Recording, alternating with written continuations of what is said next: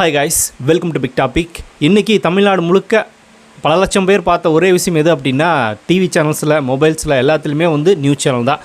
அதில் இன்றைக்கி நடந்த சட்டசபை தொடர். ஸோ அந்த கூட்டத்தொடர் தான் இன்றைக்கி முழுக்க பயங்கரமான வைரல். எல்லோரும் பார்த்தது கிட்டத்தட்ட ஒரு 6 மணி நேரத்துக்கு மேலே அங்கே நடந்துகிட்டே இருந்தது. எல்லாருமே பார்த்துருப்பீங்க. லைவே கட் பண்ணல, லைவ் கட் பண்ணாமே போயிட்டு இருந்துச்சு. ஒரு சில இடங்களில் தடங்கள் காரணமாக பார்க்க முடியாமல் போயிருக்கலாமே தவிர மற்றபடி கட்லாம் பண்ணல. அது பாட்டுக்கு லைவில் போயிட்டே தான் இருந்துச்சு. எல்லாத்தையுமே டெலிகாஸ்ட் பண்ணியிருந்தாங்க. தாவேக அரசு சொன்ன மாதிரி இந்த டைம் எல்லாத்தையுமே டெலிகாஸ்ட் பண்ணிட்டாங்க. ஏன்னா லாஸ்ட் டைம் ஒரு குறை இருந்துச்சு, அதை கட் பண்ணிட்டாங்க அப்படின்னு. பட் இந்த டைம் அந்த மாதிரி எதுவுமே நடக்கலை. அது சில தடங்கள் காரணமாக சில பேருக்கு சில ஏரியாக்களில் போகாமல் இருந்திருக்கலாம். பட் மற்றபடி எல்லா இடங்கள்லையுமே ஷோ ஆகிட்டு தான் இருந்துச்சு. எல்லோரும் பார்த்துருப்பீங்க. சரி, இந்த சட்டசபையில் நடந்த விஷயங்களை பற்றி பேசுகிறதுக்கு முன்னாடி ஒரே ஒரு விஷயத்தை மட்டும் நான் இப்போ உங்களுக்கு சொல்லணும்னு நினைக்கிறேன். என்ன அப்படின்னா, இந்த திமுக எம்எல்ஏக்கள், அதிமுக எம்எல்ஏக்கள் இவங்க எல்லாருமே என்ன நினச்சிட்டாங்க அப்படின்னா, தாவேக ஜெயிச்சிருச்சு. சரி, எப்படியோ ஜெயிச்சிட்டாங்க, நீ ஒன்றும் பண்ண முடியாது நம்ம. அதனால் என்ன பண்ணணும் அப்படின்னா, சட்டசபையில் வச்சு அவங்கள செஞ்சிடலாம். சட்டசபைக்கு அவங்கள புதுசாக எம்எல்ஏக்கள் வந்திருக்காங்க. சட்டசபையில் அவங்களுக்கு பேசி பழக்கம் இல்லை. கேள்விகள் கேட்டோம் அப்படின்னா பதில் தெரியாமல் ஒழிப்பாங்க. இதை வச்சு நம்ம ஒரு ட்ரோல் பண்ணலாம். தமிழ்நாட்டு மக்களுக்கு பார்த்தோன்னா அதை தெளிவுபடுத்திடலாம். மக்கள் புரிஞ்சுப்பாங்க, இவங்க யார் அப்படிங்கிறத தெரிஞ்சுப்பாங்க அப்படின்னு சொல்லி ஒரு பிளான் பண்ணி தான் சட்டசபைக்கு மெயினாக வர்றதே. நேற்று நான் அதனால தான் உதயநிதி ஸ்டாலின்லாம் சொல்லியிருந்தார், நாளைக்கு கேள்விகள் கேட்க நாங்கள் ரெடியாக இருக்கோம், பதில் சொல்ல நீங்கள் ரெடியாக இருங்க அப்படின்னு சொல்லி எல்லாம் பேசியிருந்தார்ல. அதெல்லாம் அதை மைண்டில் வச்சு தான். ஆனால் இப்போது அந்த ஒட்டுமொத்த நினைப்பையும் பார்த்தோன்னா தாவேகா போட்டு நொறுக்கி இருக்குது அப்படின்னு தான் சொல்லணும். உங்கள் திட்டம் இங்கே எடுபடாது அப்படின்றதுக்கு இன்றைக்கி நடந்த சட்டமன்ற கூட்டத்தொடர் ஒரு மிகப்பெரிய எடுத்துக்காட்டு நம்ம சொல்லலாம். ஏன்னா இதுக்கு முன்னாடி 2 டைம் நடந்துச்சுள்ள சட்டமன்றம், அது எல்லாத்தையும் தாண்டி ஒரு படி மேலே தான் இன்றைக்கி தாவேகா சம்பவம் பண்ணியிருக்கு. இது தாவேகா சட்டசபையில் பண்ணக்கூடிய சம்பவத்தில் முதல் படி அப்படின்னு தான் நான் பார்க்குறேன். ஏன்னா அடுத்தடுத்து இனி நடக்கக்கூடிய சட்டமன்ற தொடரில் இன்னும் சம்பவங்கள் ஹெவியாக இருக்க போகுது அப்படிங்கிறதுல மட்டும் சந்தேகமே கிடையாது. இது நான் யார்கிட்ட ஃபஸ்ட் நோட் பண்ணோம் அப்படின்னா, நம்ம நிதித்துறை அமைச்சர் மரியாவல்சன் இருக்கார்ல, அவர்கிட்ட நான் பார்த்தேன். ஏன்னா அவரோட ஸ்பீச் இன்றைக்கி வேறு மாதிரி இருந்துச்சு. இதுக்கு முன்னாடி இருந்ததையும் இப்போ இருந்ததையும் கம்பேர் பண்ணி பார்த்தோம் அப்படின்னா அவரோட ஸ்பீச் கொஞ்சம் வேறு மாதிரி டோனுக்கு மாறி இருக்குன்னு தான் சொல்லணும். அவர் பேசுறதுக்கு தயாராக தான் இருக்கார், விட்டால் பேசிடுவார். ஆனால் மாண்பு கருதி சில சமயங்களில் அமைதியாக இருக்கார், சில சமயங்களில் சொல்ல வேண்டிய விஷயங்கள் மட்டும் சொல்கிறாரு. இது நடந்துகிட்ருக்கு. ஆனால் இவங்க அங்கங்கே கூச்சல் போடுறது, கத்துறது, எதிர்த்து இந்த மாதிரி பேசக்கூடாது, அந்த மாதிரி பேசக்கூடாதுன்னு எதிர்ப்பு தெரிவிக்கிறது, இதுக்கெல்லாம் பார்த்தோன்னா அந்த சைடுலேருந்தும் ஆப்போசிட்லேருந்தும் அந்த மாதிரியான கோவல்கள் வரும் அப்படின்னு எதிர்பார்த்தாங்க. ஆனால் தாவேக சைடு யாருமே கோவப்படல. எல்லாருமே சாஃப்டாக தான் உட்காந்துட்டு இருந்தாங்க. எல்லாருமே மாண்பை கடைப்பிடிச்சாங்க. அங்கே சட்டசபைக்குன்னு ஒரு மாண்பு இருக்குல்ல, அந்த மாண்பை கடைப்பிடிச்சாங்க எல்லாருமே. ஒருத்தர் 2 பேர் கிடையாது, எல்லாருமே. அதில் மரியாவல்சன் எந்திரிச்சு பேசினார், நீங்களாம் எங்களுக்கு சீனியர்ஸ் தானே, நீங்கள் ஏன் இப்படி பேசுகிறீங்க அப்படின்னு சொல்லி ரிக்வஸ்ட் வச்சார். நாங்கள் அமைதியாக தான் கேட்டுக்கிட்டு இருக்கோம், நீங்கள் தயவு செஞ்சு உட்காருங்க அப்படின்னு சொல்லி ரிக்வஸ்ட் வச்சார். அதே தோரணையில் சில பதில்களும் சொல்லியிருந்தார். அப்பாவை காணோம் அப்படின்னு விஜய் தேடினார்ல, அதை அங்கே சில பேர் பேசிகிட்டு இருந்தாங்க. அப்பா எங்கே இருக்கார் அப்படின்னு சொல்லி டிஎம்கே சேர்ந்த ரகுபதி அப்படின்ற ஒரு நபர் சில சமயங்களில் மொத்தமாக தாவேக்காவை டென்ஷன் பண்ணணும், அது சட்டசபையில் ஒரு மிகப்பெரிய பிரச்சனை நடக்கணும் அப்படின்ற மாதிரியே பேசிகிட்டு இருந்தார். ஆனால் அது எதுவுமே நடக்கலை. தாவேக்கா சைலண்ட்டாக மூவ் பண்ணாங்க. அதுக்கு மரியாவல்சன் பதில் கொடுத்துருந்தார். அதாவது முக்கியமாக அந்த ரகுபதி சொன்னது என்ன அப்படின்னா, அப்பாவை காணுன்னு சொன்னார்ல, அப்பா எங்கெங்கே இருக்கார் அப்படின்னு சொன்னதுக்கு எடுத்துக்காட்டு தான் மகளிர் உரிமை தொகை, விடியல் பயணம், இந்த மாதிரி இடங்கள்லாம் அவர் இருக்கார் அப்படின்னு சொல்லியிருந்தார். இப்போ அதை தாவேக அரசு கட் பண்ணிச்சுன்னு என்ன பண்ணுவீங்க? அதெல்லாம் வராதுன்னு சொல்லி கட் பண்ணிட்டாங்கன்னு என்ன பண்ணுவீங்க? அதை இந்த அரசு நினச்சா ஓரங்கட்டலாம். இப்போ இருக்கிற தாவேக அரசு நினச்சது அப்படின்னா திமுகவில் கொண்டு வந்த பல திட்டங்களை ஓரங்கட்டலாம். கட்டுறதுக்கு எவ்வளோ நேரம் ஆக போகுது? இதெல்லாம் வேண்டாம் அப்படின்னு அதையே சொல்லி காட்டிக்கிட்டே இருக்கீங்க. ஒரு நல்ல திட்டம் அப்படின்றதால அவங்களே செயல்படுத்துகிறாங்க. அதை பேரை மாற்றிட்டாங்க அப்படின்னு. கலைஞர் உரிமை தொகை, கலைஞராக பணம் கொடுக்குறாரு. உரிமை தொகை கலைஞர் கொடுக்குறாரா, உதயநிதி ஸ்டாலின் வீட்டிலேருந்து எடுத்துகிட்டு வந்து கொடுக்குறாரா, இல்லை ஸ்டாலின் தான் வீட்டிலேருந்து எடுத்து கொடுக்குறாரா? அவர்கிட்ட வெறும் 10,000 ரூபாய் தான் இருக்குது அப்படின்னு சட்டமன்றத்தில் தேர்தலில் பார்த்தோன்னா நாமினேட் பண்ணார். அவரை கொண்டு வந்து கொடுக்க போகிறாரு. மக்களோட பணத்தை, இன்னும் சொல்ல போனால் சிம்பிளாக நான் போன வீடியோவில் சொல்லியிருப்பேன், மகளிரோட பணத்தை மகளிருக்கே திருப்பி கொடுக்குறாங்க. அது மகளிர் உரிமை திட்டம் தான் போகணும். எதுக்கு கலைஞர் பேர் உள்ள வருது? வெற்றி வீடு திட்டம் அப்படின்னு சொல்லியிருந்தார். வீடு யார் காசில் கட்டித்தர்றாங்க? அதே மக்கள் காசில் தான் கட்டித்தர்றாங்க. அப்போ வெற்றி வீடு திட்டம் அப்படின்றது ஒரு நல்ல பேராக தான் இருக்குது. அதுக்கே நீங்கள் டென்ஷன் ஆகுறீங்க. கலைஞர் வீடு திட்டம் தான் இருக்கணுமா? நான் கலைஞராக வீடு கட்டி கொடுக்குறாரு இல்லையே. இதை நம்ம போன வீடியோவில் பேசிட்டோம், மறுபடியும் பேசி நான் போர் அடிக்க விரும்பல. இந்த மாதிரி பெயர் மாற்றம் பண்ணிட்டாங்க அப்படின்னு. பெயர் மாற்றம் பண்ணுறது, அதிமுகவில் கொண்டு வந்த திட்டங்களுக்கு திமுகவும் ஸ்டிக்கர் ஒட்டினாங்க, திமுக கொண்டு வந்த திட்டங்களுக்கு அதிமுகவும் ஸ்டிக்கர் ஒட்டினாங்க.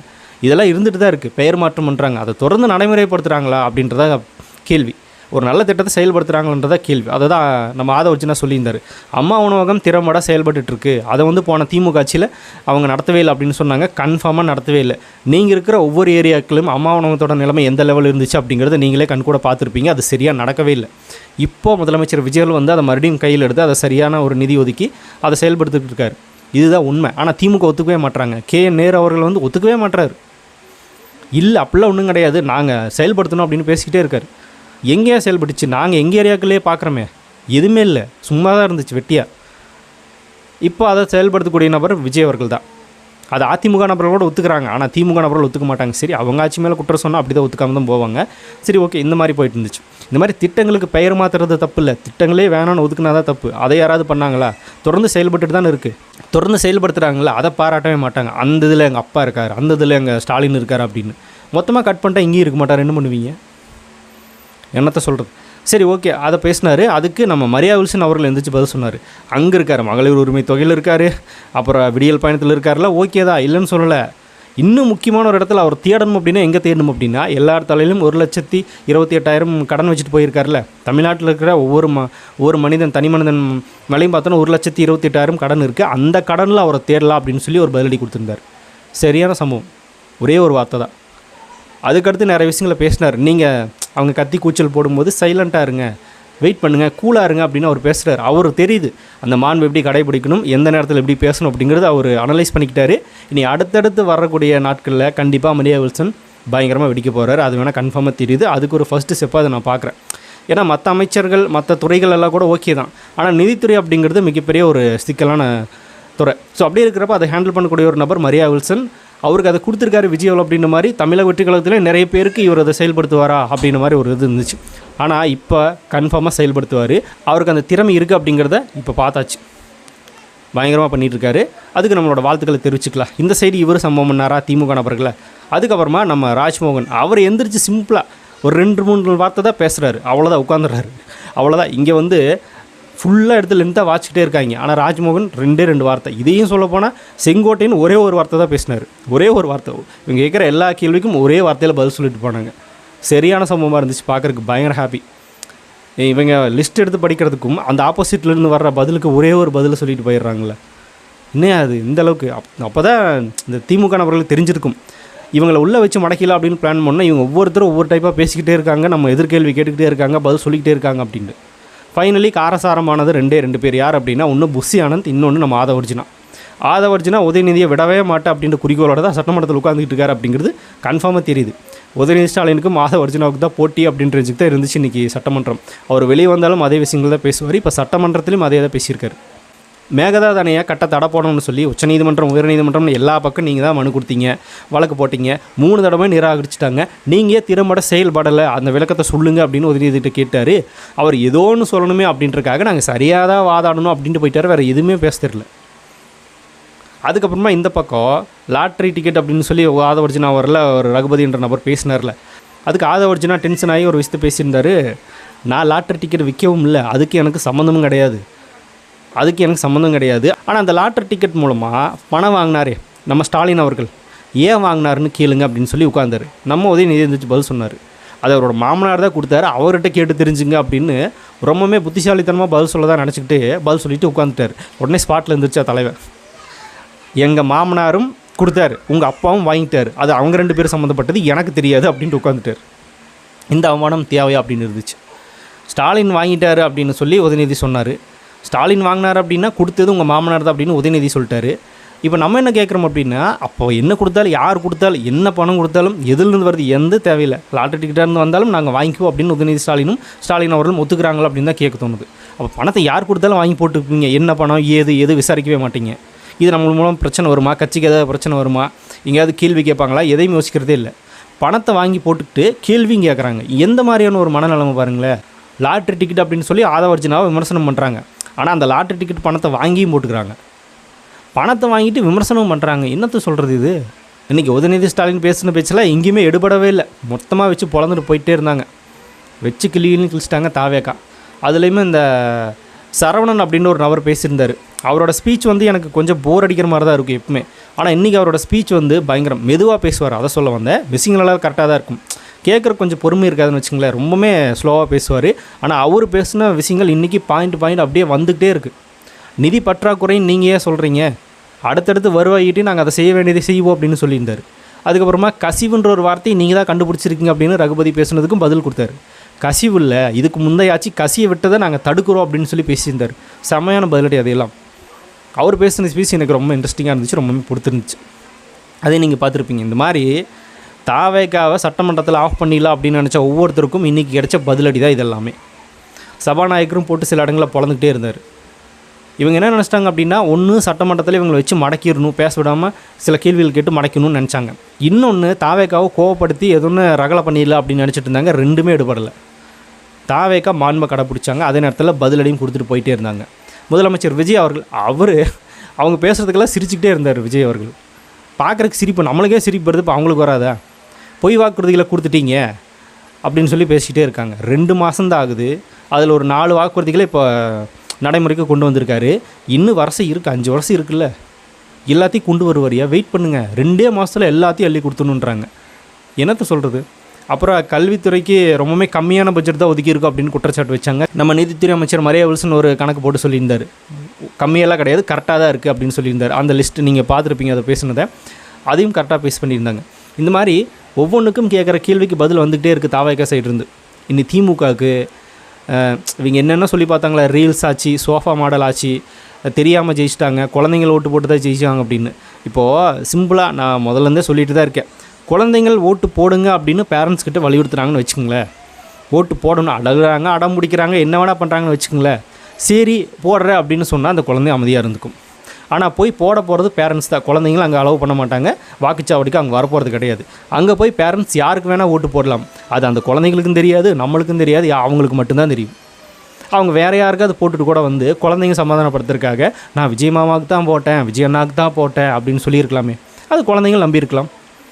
குழந்தைங்க சொன்னதுனால ஓட்டு போட்டுறாங்க அப்படின்னு. குழந்தைங்க சொன்ன ஓட்டு போட்டாங்க நபர்கள் இருக்காங்க, இல்லைன்னு சொல்லலை. ஆனால் அவங்க நிஜமாலுமே அந்த குழந்தைங்க சொல்லணுன்னாலும் வாக்கு செலுத்துகிற நபர்களாக தான் இருந்தாங்க தாவேக்காக்கு. இப்போ கூட நம்ம விசிகா கட்சியிலேருந்து ஒரு நபர் ஒரு கேஸ் ஒன்று போட்டிருந்தார்.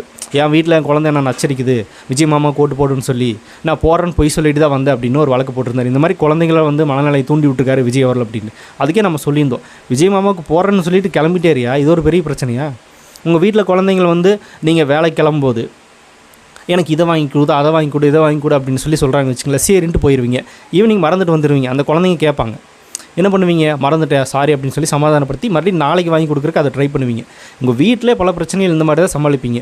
ஆனால் இந்த ஒரு பிரச்சனை தான் குழந்தைங்கிட்டு இருக்கிற மிகப்பெரிய பிரச்சனை, சமாளிக்க முடியாத ஒரு பிரச்சனை மாதிரி பேசிகிட்டு இருக்காங்க எல்லாருமே. குழந்தைகள் சொன்னால் போட்டேன்னு சொன்னால் அந்த குழந்தை கம்முன்னு இருந்துக்கும். ஆனால் போய் போடும்போது போட்டவங்களுக்கு மட்டும்தான் தெரியும் அவங்க யாருக்கு போட்டாங்க அப்படின்றது. இன்னுமே அதையே சொல்லி ஏமாற்றிக்கிட்டு இருக்குன்னு நினைக்கிறாங்க போல். என்னத்தை சொல்கிறது? இந்த மாதிரியும் பார்த்தோன்னா சில விஷயங்களை பேசி ஒடுக்கிடலான்னு நினச்சாங்க, அதுவும் எடுபடலை. சரி சட்டமன்றத்தில் வச்சு மடக்கலான்னாங்க, அதுவும் எடுபடலை. ஆட்சியை கலைச்சிடலான்னு பிளான் பண்ணிகிட்டு இருக்காங்க, அதுவும் எடுபடலை. குளத்தூரில் வந்து வாக்கு மிஷினில் பிரச்சனை அப்படின்னு சொல்லி அதையும் பார்த்தோன்னா ரீகவுண்டிங் பண்ணாங்க, அதுவும் எடுபடலை. எதுவுமே எடுபடலை, எல்லாமே ஃபெயிலியரில் முடிஞ்சிடுச்சு. இன்றைக்கி சட்டசபை வரைக்கும் வந்து தாவேக்கா ஸ்ட்ராங்காக நின்றுச்சு. இந்த 2 மாதத்துலேயே மக்கள் மனசுலையும் சரி, ஆட்சியாகவும் சரி நின்றுச்சு. அதனால் இது இனிமேல் ஒன்றும் பண்ண முடியாது. அதனால் இனி வரக்கூடிய ஒவ்வொரு சட்டமன்ற தொடர்லையும் மிகப்பெரிய சம்பவங்கள் காத்துட்ருக்கு. சிம்பிளாக தளபதி ஒரு பதில் சொல்லியிருந்தாங்க, ரொம்பவே பிடிச்சிருந்துச்சு. இந்த காவிரி பிரச்சனை வரும்போது அங்கே நீர்வளத்துறை அமைச்சராக இருந்தது யார் அப்படின்னு கேட்டார். அந்த மாதிரி பேசி நான் சீப் பாலிடிக்ஸ் பண்ண விரும்பலை அப்படின்ட்டார். ஏன்னா நம்ம கேட்கலாம், தாவேக்கா வந்து 2 மாதம் தானே பாச்சு, நீங்கள் தான் 75 வருட கட்சியாச்சே, இத்தனை வருஷமாக காவிரி பிரச்சனையில் மேகதாது பிரச்சனையிலாம் நீங்கள் எதுவுமே பண்ணவே இல்லையே, ஏன் பண்ணல? காவிரி பிரச்சனை இத்தனை வருஷமாக இழுத்துட்ருக்குல்ல, நீங்கள் என்ன தீர்வை கண்டீங்க அப்படின்னு கேட்டிருக்காரு. அதான் கேட்க வந்தார். அப்படிலாம் கேட்டு சீப் பாலிடிக்ஸ் நான் பண்ண வரல அப்படின்ட்டார். அப்படின்னா என்ன அப்படின்னா, உங்களுக்கு ஏற்பட்ட அதே பிரச்சனைகள் அதே சோதனைகள் தான் தாவேக்காவும் வரும். அதையும் அவர் ஃபேஸ் பண்ணணும். அதுக்கும் சில பிரச்சனைகள் வரும். உங்களது எப்படி நிராகரிக்கப்பட்டுச்சோ அதுவும் பார்த்தோன்னா தாவேக்காவும் நிராகரிக்கப்படலாம் கர்நாடக அரசு மூலமாக. உங்களுக்கு வரும்போது எதிர்ப்பு வந்துச்சு, இப்போ தாவேக்கு வரும்போது நம்மளுக்கே எதிர்ப்பு வந்துச்சு, அவங்களுக்கு எதிர்ப்பு வராதா அப்படின்னு சொல்லி சைலண்ட்டாக இருக்கணும். இல்லை அப்படின்னா வந்ததுக்கப்புறமா கேள்வி கேளுங்க. இப்போவே கேள்வி கேட்க ஆரம்பிச்சிட்டாங்க. தாவேக்கு அரசை பொறுத்த வரைக்குமே மேகதாதனை கட்டக்கூடாது அப்படின்றதா ஒரு நிலைப்பாடு தான். அதிலெல்லாம் மாற்றமே கிடையாது. விஜய் அவர்கள் சொன்னார்ல, நான் போய் பேசிட்டு வர்றேன் அப்படின்னு. பக்கத்து நாடுகளே வந்து சமாதான பேச்சுவார்த்தை நடத்துகிறாங்க, பக்கத்து ஸ்டேட்டில் போய் நான் பேச மாட்டேனா அப்படின்னாரு.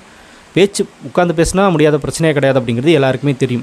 இவன் என்ன விஜய் வந்து ஜனநாயகன் திரைப்படத்தில் நடித்த மாதிரி எகிரி போய் எல்லாத்தையும் அடிச்சு போட்டு எல்லாத்தையும் தூக்கிட்டு வரணும்னு நினைக்கிறாங்களா என்ன? அதை புரியல எனக்கு. திரைப்படத்தில் நடக்கிறதே அப்படியே ரியாலிட்டியாக காட்டணும்னு நினைக்கிறாங்களா? அதுக்கு அண்ணன் சீமான் இருக்கார், வேணா அவரை போய் கேளுங்க. இலங்கை இராணுவப்படையை இலங்கையே பார்த்தோன்னா வந்து இராணுவப்படை கூட்டிகிட்டு வந்துடும் அப்படின்னு கச்சத்தை மீட்டுருன்னு பேசினார்ல, அதெல்லாம் அவருக்கு தான் கரெக்டாக இருக்கும். அவமானப்பட்டாலும் பரவாயில்ல அப்படின்னு விஜய் அவர் பேசியிருந்தார். மக்களுக்காக அவமானப்பட்டாலும் பிரச்சனை இல்லை அப்படின்னாரு. அதுக்கு நிறைய பேர் சொன்னாங்க, நீங்கள் அவமானப்பட்டால் தமிழ்நாடு அவமானப்பட்ட மாதிரி தான், அதனால் அதெல்லாம் வேண்டான்னு சொன்னார். அதுவும் உண்மை தான், இல்லைன்னு சொல்லலை. ஏன்னா போன தடவை ஸ்டாலின் அவரோட புகைப்படத்தை வந்து கர்நாடகாலேயே இங்கேயும் தான் நினைக்கிறேன், கர்நாடகான்னு தான் நினைக்கிறேன் மேபி, அங்கே அவரோட புகைப்படத்தை வச்சு நிறைய பேர் வந்து கேலி பண்ணிகிட்டு இருந்தாங்க, செருப்பில் அடித்தாங்க, சில விஷயங்களை பண்ணாங்க. அப்போ எல்லாருமே குரல் கொடுத்தா, என்னதான் இருந்தாலும் அவர் எங்கள் நாட்டோட முதலமைச்சர், தமிழ்நாட்டோட முதலமைச்சர், இந்த ஸ்டேட்டோட முதலமைச்சர், இன்னொரு ஸ்டேட் இப்படி அசிங்கப்படுத்தலாம் அப்படின்னு தாவேகா எல்லாருமே கேள்வி கேட்டாங்க. அந்த மாதிரி தான் இதுவும். அதனால் விஜய் அவர்கள் போய் பேசக்கூடாது, மண்டியிடக்கூடாது அப்படின்னு பேசிக்கிட்டு இருக்காங்க. ஒரு மண்டியிலுக்காக போகல, பேச்சுவார்த்தைக்கு போனார், அவ்வளோதான். அவரை அவமானப்படுத்துவாங்க அப்படின்னா கர்நாடக அரசு அவமானப்படுத்தவே இல்லை, படுத்துனா பேசுவோம், எல்லோரும் கேள்வி கேட்போம். நம்ம பிரேமலதா சொல்லியிருந்தாங்க, விஜய் அவர்களுக்கு ஒன்று அப்படின்னா கர்நாடக அரசு அவமானப்படுத்திட்டாங்க அப்படின்னா தமிழ்நாடே உங்கள் பின்னாடி நிற்கும் அப்படின்னு பேசியிருந்தாங்க. எனக்கு இன்றைக்கி ரொம்ப ஆச்சரியம் இருந்தது என்ன அப்படின்னா, பிரேமலதா ஸ்பீச் ரொம்பவே நல்லா இருந்துச்சு. சில இடங்களில் தாவேக மேலே சில குற்றச்சாட்டுகளும் வச்சாங்க, ஆனால் அதை சரி பண்ணிடுவோம் அப்படின்னு எல்லா அமைச்சர்களும் சொல்லியிருக்காங்க, அதுலேயும் மாற்றம் இல்லை. ஆனால் அவங்க தாவேக அரசுக்கு ஆதரவாக சில விஷயங்களை பேசியிருந்தாங்க. இப்போ கரண்ட்டில் ரியாலிட்டி என்ன நடந்துகிட்ருக்கு, எப்படி அது போயிட்டுருக்கு அப்படிங்கிறது அவங்க அண்டர்ஸ்டாண்ட் பண்ணியிருந்தாங்க அப்படிங்கிறத பார்க்க முடிஞ்சுது.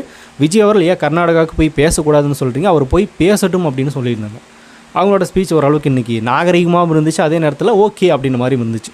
பெரிய அளவில் இஷ்யூ பண்ணுற மாதிரி ஒன்றும் இல்லை. ஓகே, அதை தான் இந்த மாதிரி சட்டமன்றத்தில் சில விஷயங்கள் சம்பவங்களாக தான் போச்சு, எல்லோரும் பார்த்துருப்பீங்க, நான் ஒன்றும் புதுசாக சொல்ல தேவையில்லை. ஆனால் தாவேகா இனி அடுத்தடுத்து சட்டமன்ற கூட்டத்தொடரில் ரொம்பவுமே பலம் வாய்ந்த கட்சியாக அமைய போகுது. பலம் வாய்ந்த அமைச்சர்கள் எம்எல்ஏக்களாக உருவெடுத்துட்டாங்க. இனி திமுக விளையாடும் போது கொஞ்சம் பார்த்து விளையாடுங்க அப்படின்னு தான் சொல்ல தோணுது, வேறு ஒன்றும் கிடையாது. சரி, இந்த டாப்பிக்கை போகிறமா வச்சுட்டு இன்னொரு டாபிக் போயிட்டு இருந்துச்சு. இன்றைக்கி கிட்டத்தட்ட லாஸ்ட் இயர் வந்து எல்லா தளபதி ரசிகர்களும் தளபதி தொண்டர்களோட மனசுலையும் பார்த்தோன்னா ரொம்ப ஆழமாக பதிஞ்சது, வருத்தத்துக்குள்ளான ஒரு விஷயம். நம்ம சங்கீதா விஜய் அவர்கள் வந்து விஜய் அவர்கள்கிட்ட விவாகரத்து கேட்டு வழக்கு தொடர்ந்தது. இன்னொரு நடிகையோட அவர் போயிட்டுருக்காரு அப்படின்னு சில விஷயங்களாக பேசினாங்க. அது எல்லாருக்குமே வருத்தமாக இருந்துச்சு, இல்லைன்னு சொல்ல முடியாது. ஆனால் அந்த வருத்தத்தை எல்லாம் போக்குற மாதிரி ஒரு செயலை இன்றைக்கி சங்கீதா அவர்களே பண்ணியிருக்காங்க. என்ன அப்படின்னா, முதலமைச்சர் விஜய் அவர்கள்கிட்ட, சரி முதலமைச்சர் இந்த இடத்துல வேணாம், அவருடைய கணவர் விஜய் அவர்கள்கிட்ட அவங்க கேட்ட அந்த விவாகரத்து வழக்கை அவங்களே வாபஸ் வாங்கிட்டாங்க. இன்றைக்கி செங்கல்பட்டு குடும்ப நல நீதிமன்றத்தில் அவங்களே போய் வாபஸ் வாங்கிட்டாங்க. இன்றைக்கி அந்த கேஸ் ஹியரிங் வந்துச்சு. அவங்க வீடியோ கான்ஃபரன்ஸ்லேயே பேசினாங்க, ஒரு 50 மினிட்ஸ் பேசியிருக்காங்கன்னு சொல்லப்படுது. அதில் இந்த கேஸை நான் வித்ட்ரா பண்ணிக்கிறேன் அப்படின்னு சொல்லி கேஸை வித்ட்ரா பண்ணிட்டாங்க. இது ஒரு டாப்பிக்காக போயிட்டு இருந்துச்சு. சரி, வித்ட்ரா பண்ணணும் அப்படின்னா என்ன நடக்கும், மறுபடியும் சேர்ந்து வாழ விரும்புகிறாங்க அப்படின்னு தான் அர்த்தமாகும் அப்படின்னு தான் உண்மை. ஏன்னா இவங்கன்னு கிடையாது, பொதுவாக விவாகரத்துன்றது ஒன்று வாங்கணும் அப்படின்னா 2 பேருக்குமே விருப்பம் இல்லை அப்படின்னா விவாகரத்து வாங்கியாகணும். ஏன்னா அதுக்கப்புறமா தான் அவங்களோட அடுத்த கட்ட ஏதோ ஒரு லைஃப் இருந்துச்சு அப்படின்னா அதை ஸ்டார்ட் பண்ண முடியும், இல்லை அப்படின்னா ஸ்டார்ட் பண்ண முடியாது. 2 பேரும் மனசொத்து 2 பேருமே கொடுத்து பிரிஞ்சு அதுக்கப்புறமா அவங்களோட வாழ்க்கையில் அவங்க என்ன வேணால் பண்ணிக்கலாம், அது அவங்களோட விருப்பம், அப்படி தான் பண்ணியாகணும். இதில் அவங்க வாபஸ் வாங்கிட்டாங்க அப்படின்னா அவங்களுக்கு அதில் விருப்பம் இல்லை, பிரிஞ்சு போகிறதுல விருப்பம் இல்லை, சேர்ந்து வாழ தான் விருப்பம் அப்படின்றது அர்த்தமாகுது. அதே நேரத்தில் வேறொரு வாழ்க்கையோ இல்லை வேறு ஏதாவது முடிவுன்னு வச்சுக்கல, அந்த முடிவு எடுக்கிறதா இருந்தால் கூட இந்த டிரைவர்ஸ் அப்படிங்கிறது தேவை. அது இல்லைன்னு சொல்லிட்டாங்க அப்படின்னா இவங்க சேர்ந்து வாழ தான் விரும்புகிறாங்க அப்படின்றது கன்ஃபார்ம் ஆகுது. கூடிய விரைவில் அதை பற்றின ஒரு நல்ல செய்தி வரும்னு நினைக்கிறேன். நம்ம சமுத்திரக்கனி பேசியிருந்தார், அந்த பதவியேற்பு விழாவில் அந்த 3 பேர் இல்லாதது வருத்தமாக இருந்துச்சு, அவங்கள விட்டுறாதீங்க விஜய் அப்படின்னு சொல்லி பேசியிருந்தார். ஒரு நண்பனாக சொல்கிறேன் அப்படின்னு அது ஞாபகம் வந்துச்சு எனக்கு. ஓகே, சரி ஆகுது. இந்த பக்கம் ஜேசன் சஞ்சயும் பார்த்தோன்னா தன்னோட அப்பா பற்றி பெருமையாக சில விஷயங்கள் பேசுனது, எங்களுக்கு அதில் பொறுப்பு இருக்குது, அவர் முதலமைச்சர் ஆகிட்டார், நாங்களும் பார்த்தோன்னா பொறுப்பாக நடந்துக்கணும் அப்படின்னு பேசுனது, அப்பா கேர் எடுத்து பேசுனது, அப்பா பற்றி பேசுனதுன்னு ஒரு விஷயம் போச்சு. இந்த சைடு இன்றைக்கி இவங்க வழக்கை வாபஸ் வாங்கிட்டாங்க. சரி, ஓகே, ஃபேமிலிக்குள்ளே ஏதோ நடக்குது, ஓகே அண்டர்ஸ்டாண்ட் ஆகிட்டாங்க போல் அப்படின்னு தான் தோணுது. இந்த வழக்கெல்லாம் வாபஸ் வாங்கினதுக்கப்புறமா நல்லது நடந்தால் நம்மளுக்கும் ஹாப்பி, அதை தான் எல்லாருமே விரும்புகிறோம். அதுவும் அவங்க விருப்பம் தான். இந்த வழக்கை வாபஸ் வாங்கிட்டாங்க, அடுத்த கட்ட நடவடிக்கை என்ன அப்படிங்கிறதும் அவங்க தான் சொல்லணும். பார்ப்போம். என்ன ஒரே ஒரு பிரச்சனை என்ன அப்படின்னா, இந்த ஊப்பிகளுக்கு கண்டென்ட் இல்லாமல் போச்சு அப்படின்னு. இப்போ பாருங்களேன், விஜய் அவர்களோட மனைவி விவாகரத்து வழக்கை வாபஸ் வாங்கிட்டாங்க. உடன்பிறப்புகளோ இந்த நாம் டம்மி கட்சி தம்பிகளோ விஜயோட எதிரிகள்னு வச்சுக்கல, யாருமே பேசவே மாட்டாங்க. ஆனால் விஜய் அவர்கள் மேலே வழக்கு போட்டு விவாகரத்து வேணும் அப்படின்னு குடும்பம் பிரிஞ்சது பார்த்தீங்க, பிரிகிற ஸ்டேஜுக்கு போச்சு பார்த்தீங்களா வழக்கு கொடுத்தப்போ, அது எல்லோரும் எடுத்து பேசுனாங்க. ஒரு குடும்பம் பிரியுது அப்படின்னா எல்லாருமே பேசுகிறாங்க, குடும்பம் சேர்ற மாதிரி ஒரு விஷயம் வருது அப்படின்னா அது எவனும் பேச மாட்டான். ஏன்னா இவங்களுக்கெல்லாம் அந்த குடும்பம் பிரியணும், அப்போ தான் விஜய் மேலே விமர்சனத்தை வைக்க முடியும். சேர்ந்துட்டாங்க அப்படின்னு விமர்சனத்தை வைக்கிறது அப்படின்னு எந்தளவுக்கு ஒரு சீப் மென்டாலிட்டி பாருங்களேன். இதை பெரிய அளவில் யாருமே பேசவே மாட்டாங்க. வழக்கு போடுறப்ப பேசினாங்கல்ல, அவங்க எல்லாருமே பரவாயில்ல வழக்கு வித்ட்ரா பண்ணிட்டாங்க, சேர போகிறாங்க, பரவாயில்ல சந்தோஷம் அப்படின்னு எவனாவது பேசுவான்னா எவனுமே பேச மாட்டான். யூடியூப்பில் எவனும் வீடியோ கூட போட மாட்டான். அந்த லெவலில் தான் இருக்கும் இந்த உடன்பிறப்புகள், இந்த நாம் தமிழர் தம்பிகளோட வேலை அதுதான் இருக்கும். என்னத்தை சொல்கிறது, இதுதான் அவங்களோட சந்தோஷமே இருக்குது போல், என்ன சொல்கிறது. ஆனால் ஒத்த மனுஷன் இந்த அளவுக்கு பார்த்தோன்னா எல்லாரும் அலற விட்டுருக்காரு அப்படின்னு நினைக்கும் போது பயங்கர ஹாப்பி. கதைக்கிட்டே இருக்கட்டும், அவ்வளோதான். சரி, இப்போது சட்டமன்றம் ப்ளஸ் தளபதியோட லைஃப்பில் இருந்த ஒரு மிகப்பெரிய கரும்புள்ளி விலகி இருக்குது அப்படிங்கிறதையும் பார்க்கும்போது உங்களுக்கு எந்த அளவுக்கு ஹாப்பியாக இருக்குது அப்படிங்கிறத கமெண்ட்டில் ஷேர் பண்ணிட்டு போங்க. அப்படியே பிக் டாபிக் சேனல் யாராவது சப்ஸ்கிரைப் பண்ண மறக்காமல் சப்ஸ்கிரைப் பண்ணி வச்சுக்கோங்க. நிறைய பிக் டாபிக்ஸ், பொலிட்டிக்கல் நியூஸ் அப்படி நிறைய நம்ம சேனல் தொடர்ந்து வரப்போகுது.